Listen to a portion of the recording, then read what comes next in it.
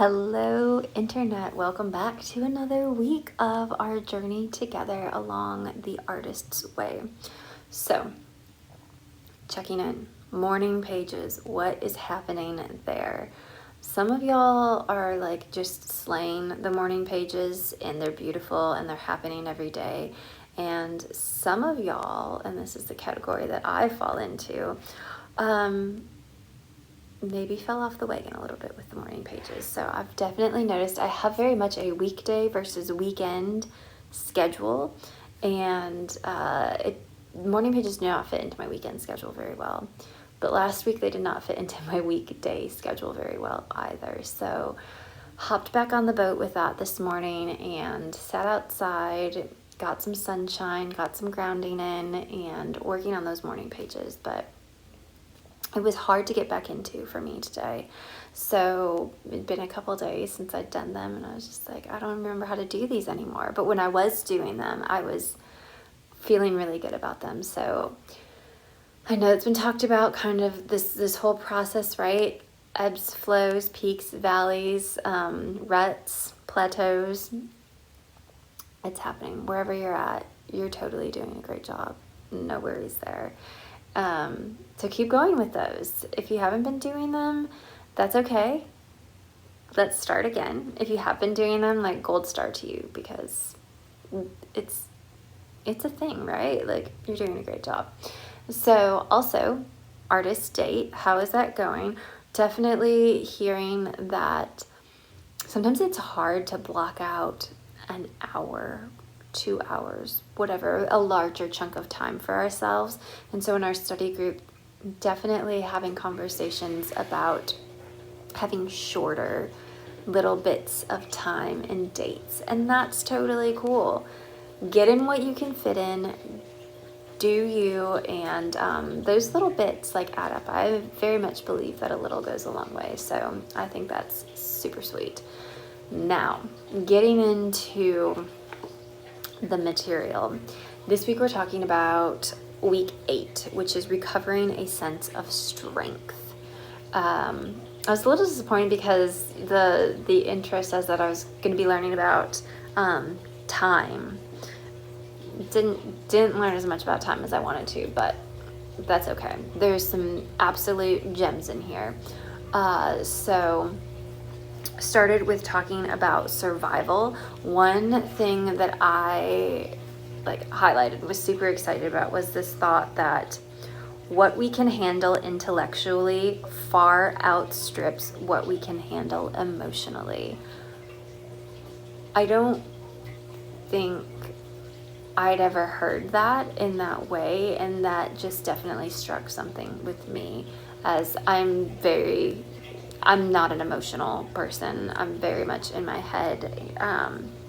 So maybe that was extra to me. I don't know. But I thought that was something that was really important. And also this sense of mourning and taking time to grieve what we have lost. So along this journey, there have been things that have held you back, that have been detrimental to your creativity, to you, right? And so we can't just brush those under the carpet, right? We have to take the time to acknowledge them, but also to grieve them, to mourn them, to glean whatever insight or lessons we can from them, and to find ways to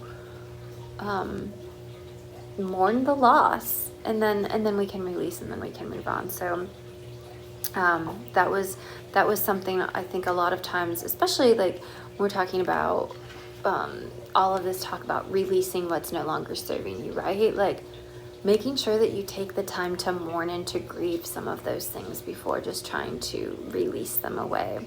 I thought that was really, really interesting. Another thing that I thought was really interesting was when they're talking about specifically college, I think, in university, in a university where the intellectual life is built upon the art of criticizing or deconstructing a creative work, the art of creation itself, the art of creative construction, meets with scanty support, understanding, or approval.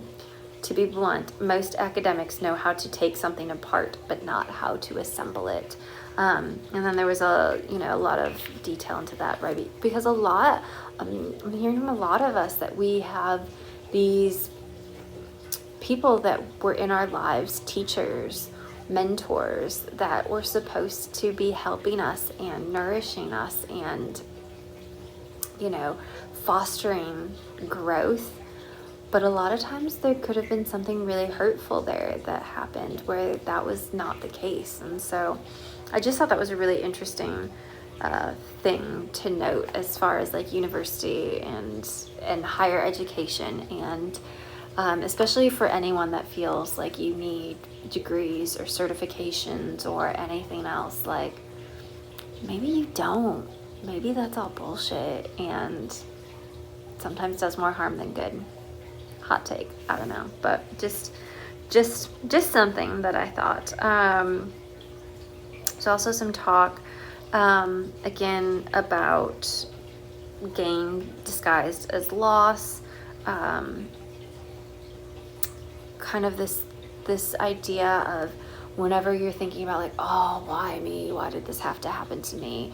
What if we just, put on our Frozen 2 pants and it's like, what's the next right thing, the next best thing, one small step, instead of like lamenting, right? Like, it's important to mourn, it's important to grieve, but instead of like lamenting about things happening to us, let's be proactive. What can we do? What action can we take to keep the ball moving, right? Like, keep things flowing. So no is never the final answer. We just say,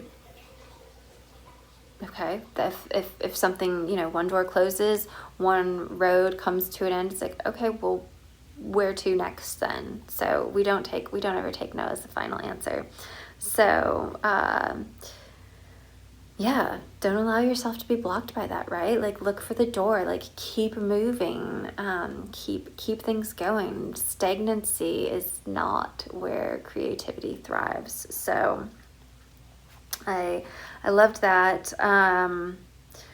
Focus, again, I maybe you feel like this, that some of these things are getting a little repetitive, right? But it's okay because they bear repeating. So focusing on the process rather than the product. A lot of times we have this finished thing in our heads, like, this is how this has to be, this is what I want to build, and that's great and that's beautiful. But are we so focused on that thing that we're not seeing what's unfolding as we go? Like, it's important to stay curious, to stay open-minded, to explore, because even though we may think that this final thing is the answer, as we're building it, as we're creating it, as we're making this thing come to life, we might realize that actually there's a better way to do it, or I hadn't thought about this part of it, but now that I'm in it, I can see. So just really allow yourselves to be in it.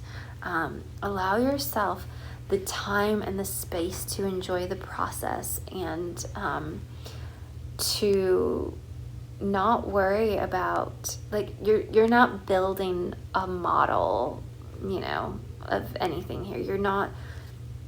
Creativity isn't about, I think about, like, my daughter's really into Legos. Like, it's not about like, here's every single piece that I need, here's the blueprint, and this is exactly what this is going to look like when it's done. Like, that's not creativity, right? Like, that's just following directions, and it's not what we're doing.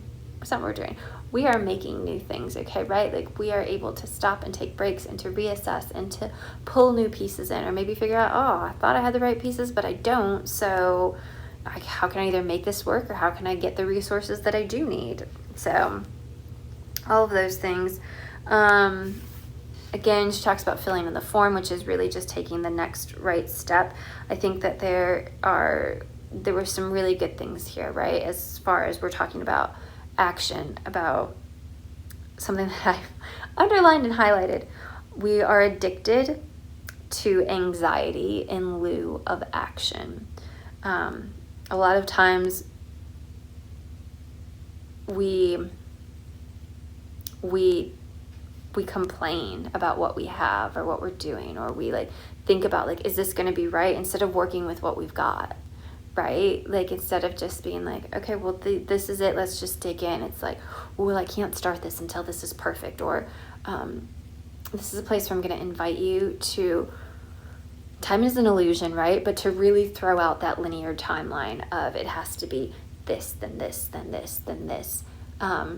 Allow yourself to float all over the place and be like, okay, well, maybe I need to jump over here and do this, or maybe I need to pop over here and get something else to bring into here. So I think that's a really important thing. So most of us hate to do something when we can obsess about something else instead.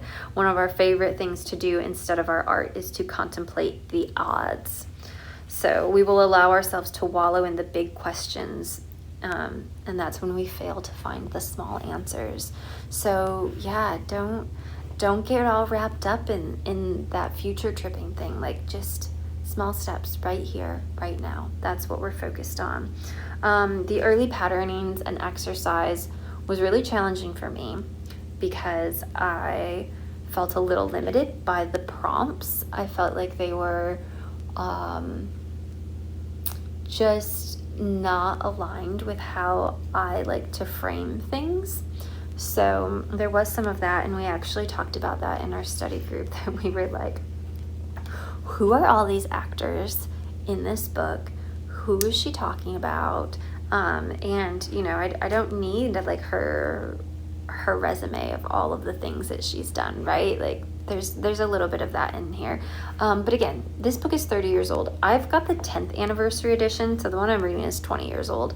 And so we were really talking about, this is a call, if anyone out there is ready to respond to this, like, it's time for an update of this. And maybe there's a better update of this, right?